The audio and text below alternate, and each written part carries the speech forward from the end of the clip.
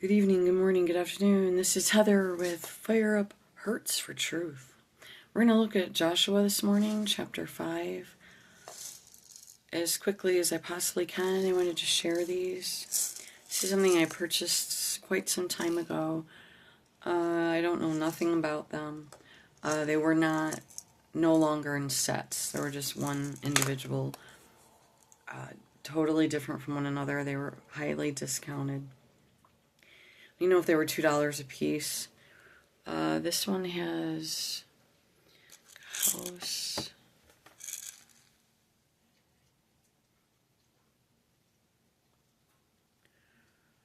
like a little structures.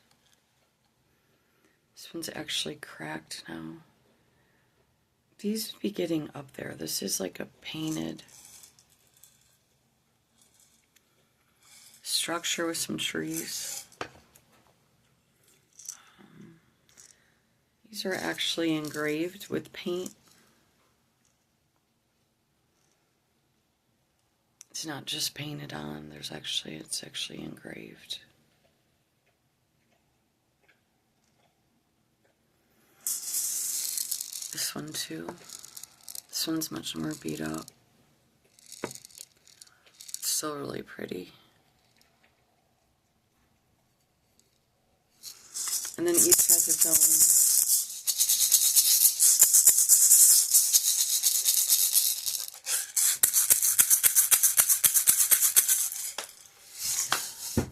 own. Alright, so Joshua 5. And I was feeling like I needed to read a description, but I'm going to leave that up to you. I have a Matthew Henry Bible and my Bible. And we will read out of the Matthew Henry Bible. Joshua 5. And we'll read just a quick synopsis of what is going on, but not much.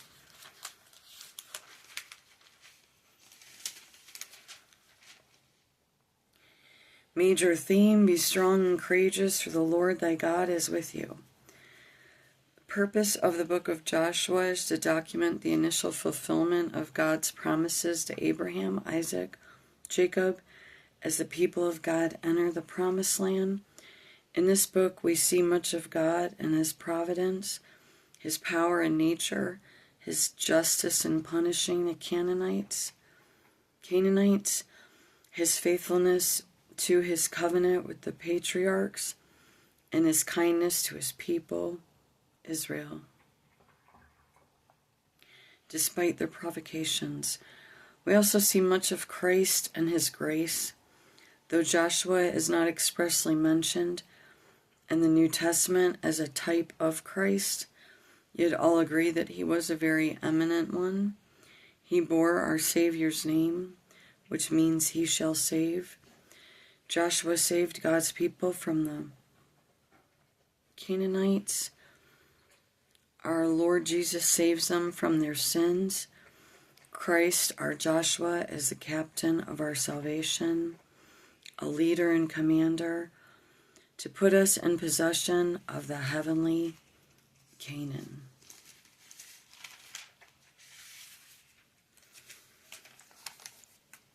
Chapter 5. And it came to pass, when all the kings of the Amorites, which were on the side of Jordan westward, and all the kings of the Canaanites, which were by the sea, heard the Lord had dried up the waters of Jordan from before the children of Israel, until we were passed over, that their heart melted, neither was there spirit in them any more, because of the children of Israel. At that time the Lord said unto Joshua, make these sharp knives, and circumcise again the children of Israel the second time.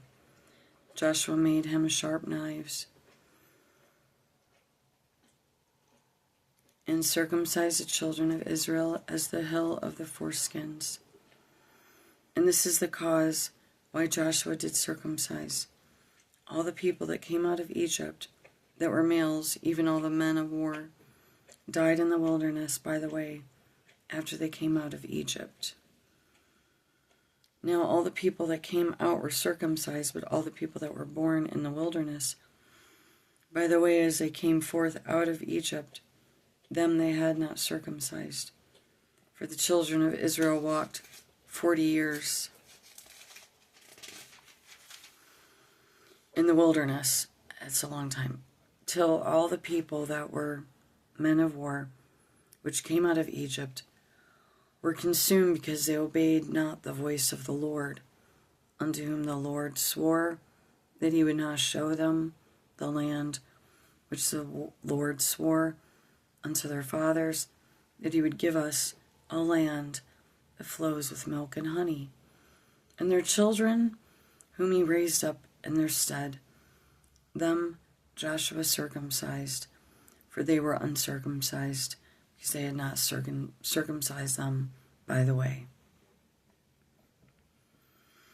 And it came to pass, when they had done circumcising all the people, that they abode in their places in the camp till they were whole. And the Lord said unto Joshua, This day have I rolled away the reproach of Egypt from off you.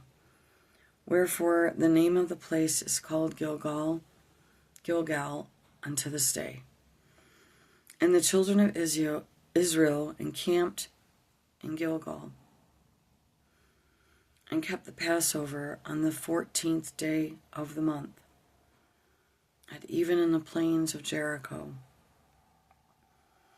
And they did eat of the old corn of the land on the morrow after the Passover, unleavened cakes and parched corn in the selfsame day. And the manna ceased on the morrow, after they had eaten of the old corn of the land.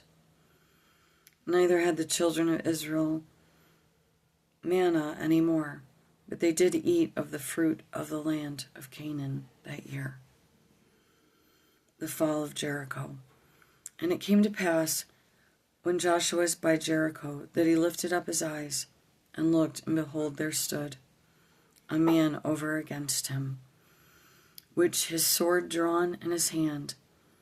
And Joshua went unto him, and said unto him, Art thou for us, or for our adversaries? And he said, Nay, but as captain of the host of the Lord, I am now come. And Joshua fell on his face to the earth, and did worship, and said unto him, What says my Lord unto his servant? And the captain of the Lord's host said unto Joshua, Loose thy shoe from off thy foot, for the place whereon thou standest is holy. And Joshua did so.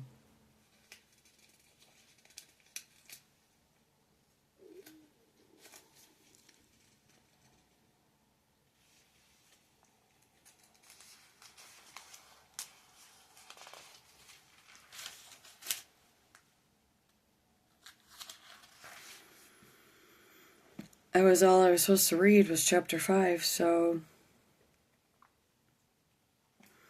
I didn't know if I should go back through and read the translation. So we'll try that because we're at 8 minutes. So I'm just reading through. So 5:1 translation through the Matthew Henry Study Bible. Neither was there spirit in them. The news soon dispersed all the country over, not only as a prodigy in itself, but as the alarm to all the kings in the kingdom of Canaan. We are told what impression the tidings made upon the kings of this land. Their heart melted like wax before the fire. Neither was there spirit in them any more, though the heart of the people generally had fainted before. Yet the kings had till now kept up their spirits pretty well, had promised themselves that, being in possession their country populous and their cities fortified, they should be able to make their part good against the invaders. But when they heard not only that Israel had come over Jordan, and this defense of their country was broken, but that they had come over by a miracle, the God of nature manifestly fighting for them, their hearts failed them too. They gave up the cause for gone and were now at their wits' end. They had reason enough to be afraid. Israel itself was a formidable body, and much more so when God was its head, a God of mighty power. What can make head against them if Jordan be driven back before them? God impressed these fears upon them and dispirited them as he had promised. I will send my fear before thee. God can make the wicked to fear where no fear is. Psalm 53:5. He that made the soul can, when he pleases, make his sword thus to approach to it and kill it with his terrors. We're going to skip down to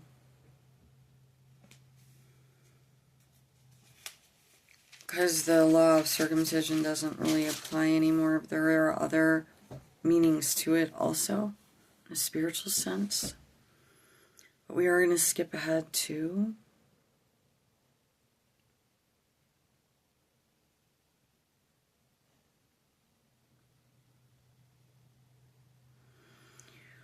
verse 9 of 5, rolled away the reproach of Egypt. Keep the Passover on the 14th day. And it's going to feel lengthy because it is. And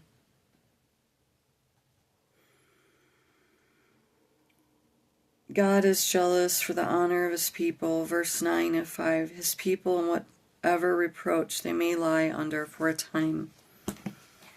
First or last, it will certainly be rolled away, and every tongue that riseth up against them he will condemn. Their circumcision rolled away the reproach of Egypt. They were hereby owned to be free-born children of God, having the seal of the covenant in their flesh, and so by the reproach of their bondage in Egypt was removed. They were tainted with the idolatry of Egypt, and that was the reproach. But now that they were circumcised, it was to be hoped they would be so entirely devoted to God that the reproach of their affection to Egypt would be rolled away. Their coming safely to Canaan rolled away the reproach of Egypt, for it silenced that spiteful suggestion of the Egyptians, that for mischief they were brought out. The wilderness had shut them in. Their wandering so long in the wilderness confirmed the reproach, but now they had entered Canaan, and triumphed. That reproach was done away when God glorifies himself in perfecting the salvation of his people. He not only silences the reproach of their enemies, but rolls it upon themselves, puts it back at them.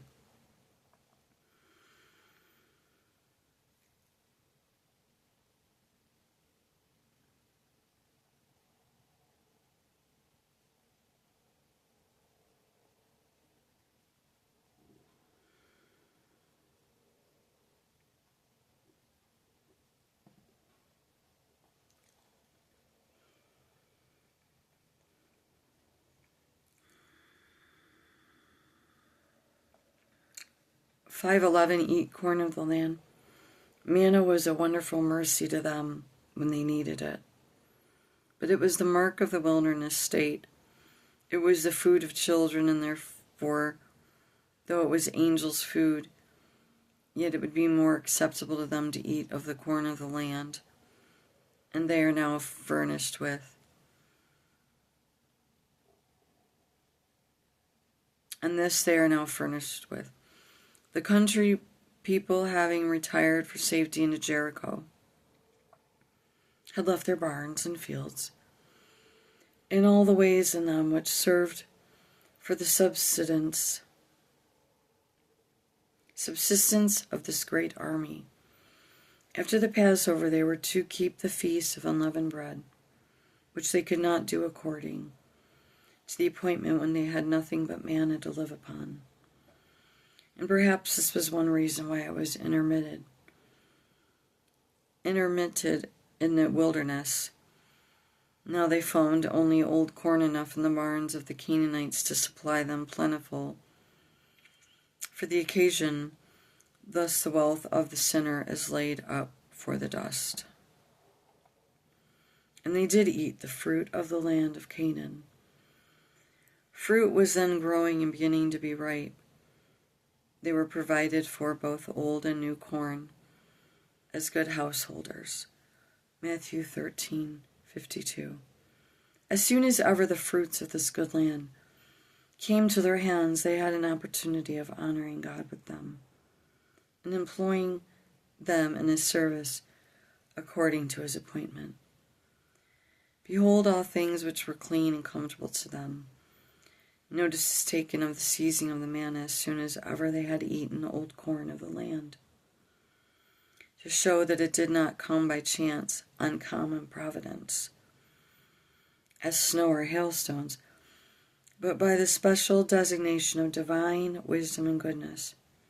For as it came just when they needed it, so it continued as long as they had occasion for it, and no longer.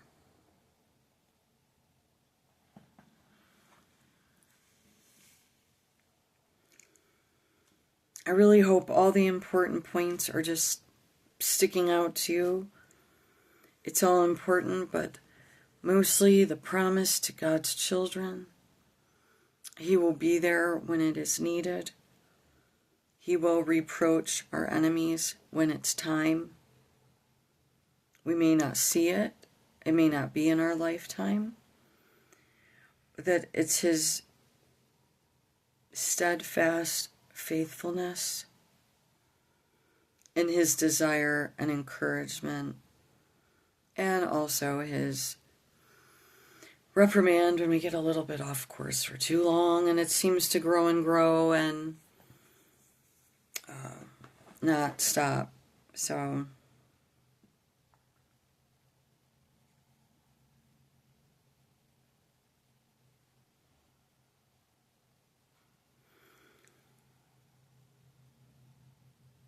verse 13 of 5 translation of Joshua, or for our adversaries. And then we'll be finishing it up here after a little bit.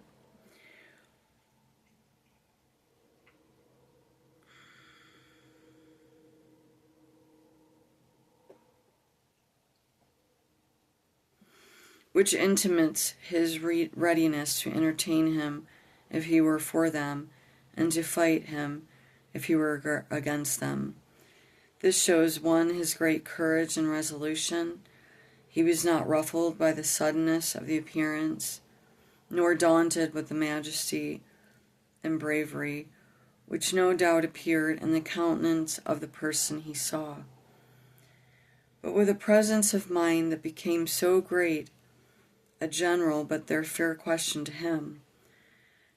God has bidden Joshua be courageous, and by this it appears that he was so. For that God by his word requires of his people, he does by his grace in them. His great concern for the people and their cause. So heartily has he embarked in the interest of Israel, that none shall be him with the face of a man, but will know whether he be a friend or a foe. Joshua fell on his face.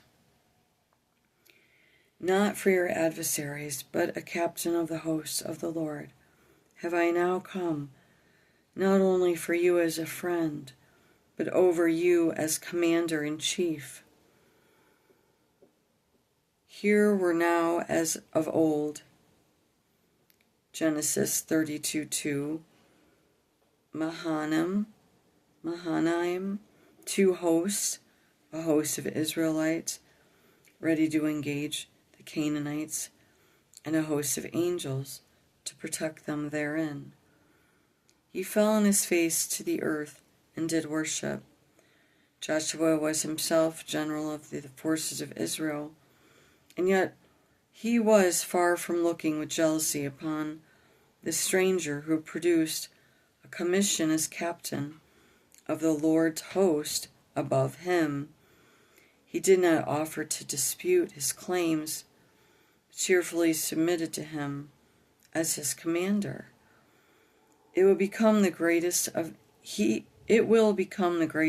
men to be humble and reverent in their address to God. He begged to receive commands and directions from him. Loose thy shoe from off thy foot. Joshua did in token, this is verse 15, translation of 5. Joshua did in token of reverence and respect, which with us are signified by uncovering the head, and as acknowledgement of a divine presence, which while it continued there did in a manner sanctify the place and dignify it. We are accustomed to say of a person for whom we have a great affection, that we love the very ground he treads upon. Thus Joshua must show his reverence for the divine person.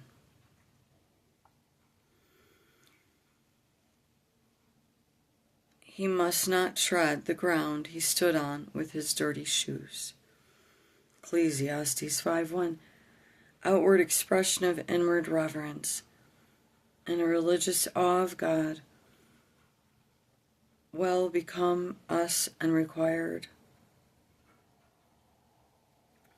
Will become us and are required of us whenever we approach to him in solemn ordinances. Moses had such a presence of God with him as, when it became sensible, sanctified the ground. So had Joshua.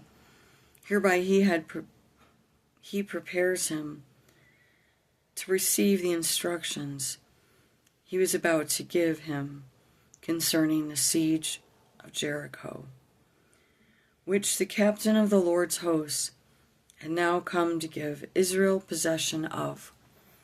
And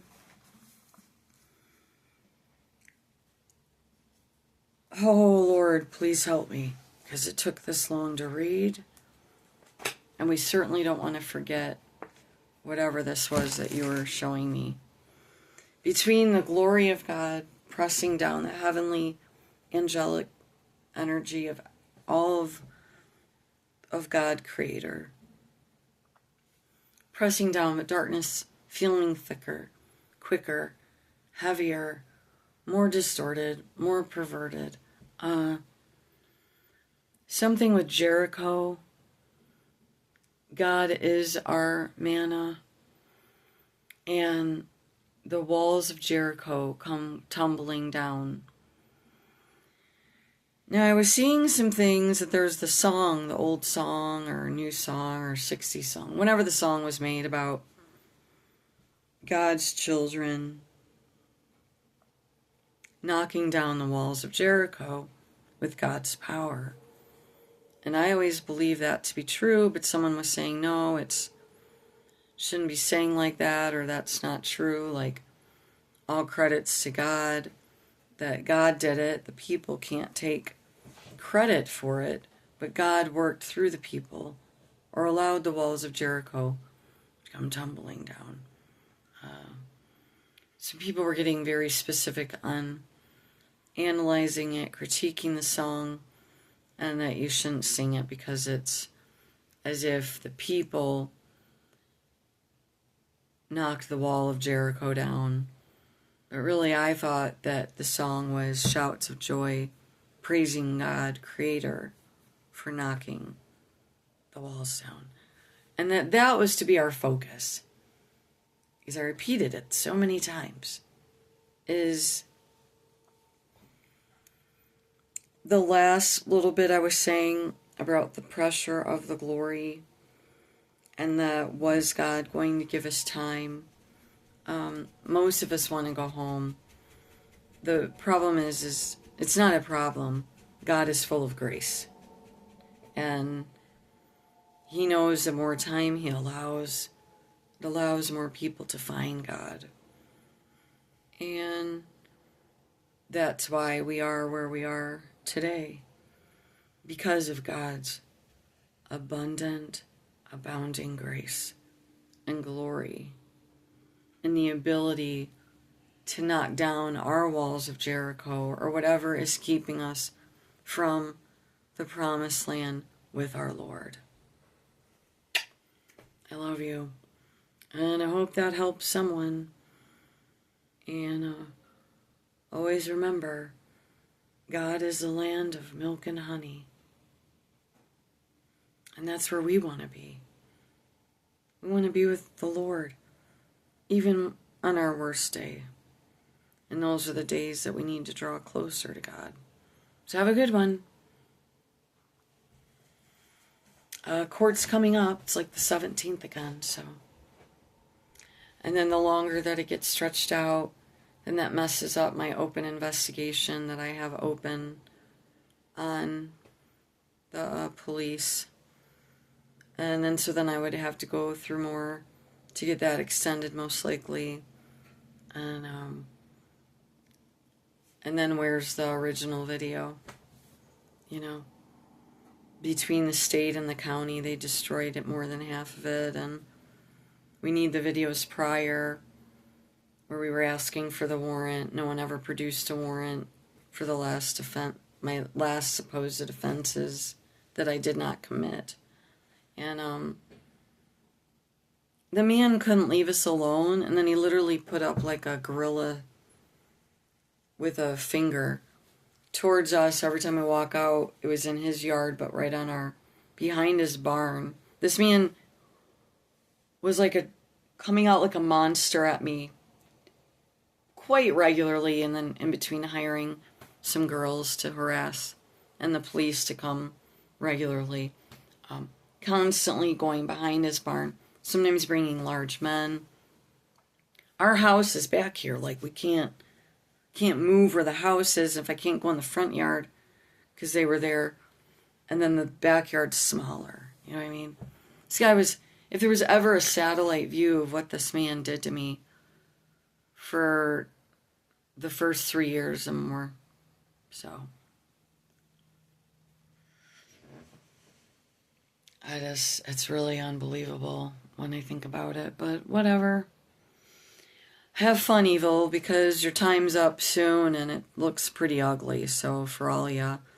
And I don't bring up Super Bowl, NFL. I never was into any of it my entire life. I thought it was just all a crap show and a distraction, and I already had known about missing people, missing children during Super Bowl, NFL, all of that's whatever, all of it is. And but outside of that, have a great day. Bye.